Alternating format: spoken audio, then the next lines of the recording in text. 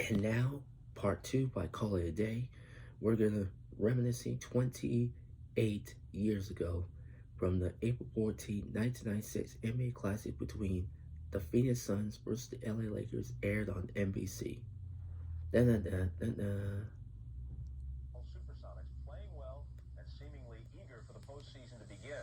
But they've been a haunted team the last several years. In 1994, they had the league's best record, but lost the opening round best of five to Denver in a huge upset. Last year, they again lost in the opening round, this time to the Lakers in a 4-5 series. It's all taken a toll on Coach George Karl. Recently, I spoke with him. He's on the season 98-72 over the Cavs. Jordan had 32. Win number 70 could come Tuesday at Milwaukee. Charlotte moves into a virtual tie with Miami for the 8th and final playoff spot in the East. They win at Philadelphia 94-78. Washington wins its 7th in a road. Juwan Howard, 29 points and 12 rebounds. They beat Toronto 110-97, and they're a game out of that 8th playoff spot. Atlanta currently occupies the 7th spot in the East, looking to move up. Less than a minute to play at the Meadowlands, leading the Nets 95-88. The Suns and Lakers coming up. We'll send it out to the Great Western Forum right after these messages from your local station. It's Charles Barkley. Oh, that man, I'll get to him in a moment. Magic Johnson. Three that stick out, and that's the Boston Garden, Madison Square Garden, and the Forum. Every place else is just the arena.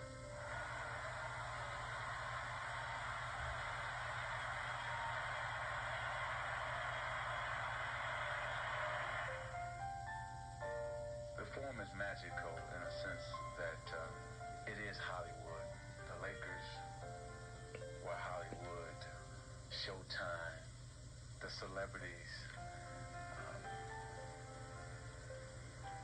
the aura about the Forum, walking in and walking down that walkway and knowing that this is your place, this is where you play. Different building, the pillars and everything. And the fact that all your opponents always wanted to play at the Forum. The Forum is magical in a sense that it has everything that everybody wants, from the Laker girls to the celebrities to Showtime. And it will never be a place like it.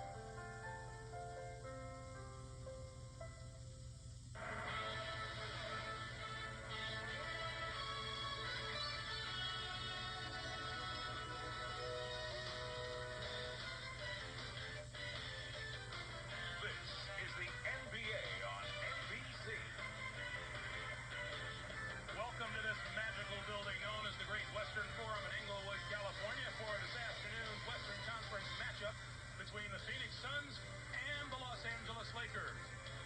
The main combatants arrived a short while That's ago. Greg Magic Gumbel's Johnson, his voice. 13th NBA season, 12 times an All-Star, leading the Phoenix Suns off. There's Charles Barkley. In his 12th year, and 10 times a member of the NBA All-Star team.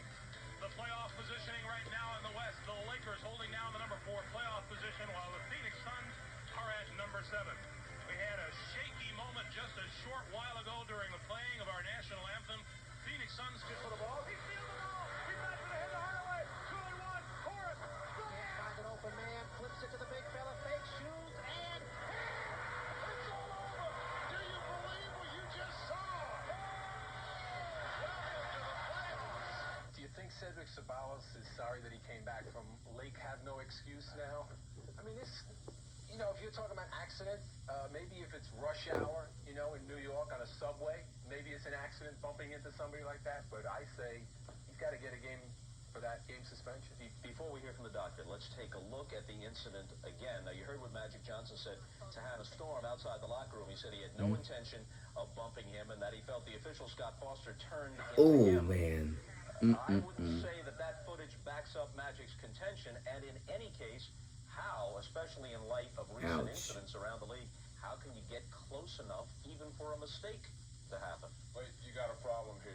People talk about the road to the finals being bumpy. It looks like the road to the first round of the playoffs is awfully bumpy too, particularly in L.A. But this really looks like incidental contact. It doesn't look like an intentional bump on his behalf. The only problem with it, if you bump an official and it's incidental during the course of a play, it's one thing. This play had ended. Now Magic was protesting a call. So So he's in the wrong because he was protesting a call, and this was outside of a play happening. Yeah, Pete, I would agree. No one thinks that Magic's intent was malicious, especially given his past history. And every incident is different. A headbutt by Rodman, Van Exel pushing Garrettson is extreme, so it may have been incidental, but he should not have gotten close enough for anything to happen. You said it all. He's got to know better. And in view of everything that's happened with the Lakers lately, with Ceballos and Van Exel, you think he would know better. How long do you think he gets for this? He's got to get a game. A game, but it's a regular season game, and it's not, in that case, all that disastrous for the Lakers. Okay, let's take an abrupt turn and bring you Peter's interview with Magic Johnson done several days ago. Here it is. When you go to sleep at night and you close your eyes, but you're dreaming, you're still awake. Do you dream of championships? Do you dream of growing old and seeing your kids grow up? What do you think about? First thing I think about is definitely my kids. Before I get down on my knees and pray, I go check in on them. Do you get down on your knees and pray? Oh yeah, every night, every single night. My wife and I, she's on one side, I'm on the other, and we pray. What do you thank God for? I thank God for every day for living, for waking up and living that day and every day. I thank Him for my family, my kids and Cookie. I thank Him for making me able to play basketball once again and making me healthy and strong with the virus and everything. He asked forgiveness? I think I've gone through that. I did that a lot. And I think that He's already forgiven me. So you don't have to keep asking Him for forgiveness after He's forgiven you. What you do is just thank Him for being able to just do all the things that you can do. And thank Him for everything that He's done for me. And then, after I finally check on them and pray and get back in bed, then I dream about the Lakers and then going to the finals. I wake up, sometimes I'm sweating. I wake up, it's like, have you ever been in a dream and you think that you're actually in it, and then you finally wake up? Like, I wake up and I hit the hook shot to win the game. Okay, I'm dreaming. And then I go back to sleep. Do you win? Oh, yeah. You win the finals in the yeah. We win it in 7 games in Chicago. And that's the greatest moment would be to win 7 in Chicago. And do you see your kids growing up in your dreams? Yeah. I see them. I see myself going to high school after he's graduated, EJ, crying and happy. I see my daughter giving her away in her marriage. And then I see Cookie and I out on a porch somewhere, rocking back and forth in rocking chairs. Don't tell her I said that. But I see life, and I'm a big dreamer. I'm a big dreamer. And it's like, Peter, I dreamed all this anyway, And I have to dream because it's like I go after my dreams. I go after, like, my business and championships. And if I don't dream and see it, then I can't go after it. But I can see all this happening, and I go after it. And that's why I tell kids, dream a lot. Marlins right up the interstate, so it was convenient for the Bulls to break the The IRS deadline is here. Snap your W-2 and file your tax. The Lakers would beat the Suns 118 to 114.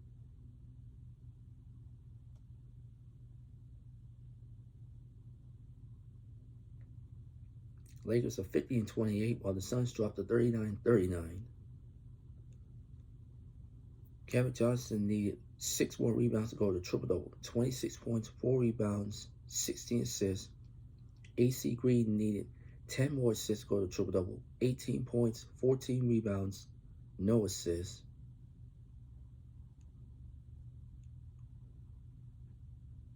Bly Debos needed 4 more assists to go to triple-double. 12 points, 13 rebounds, 6 assists.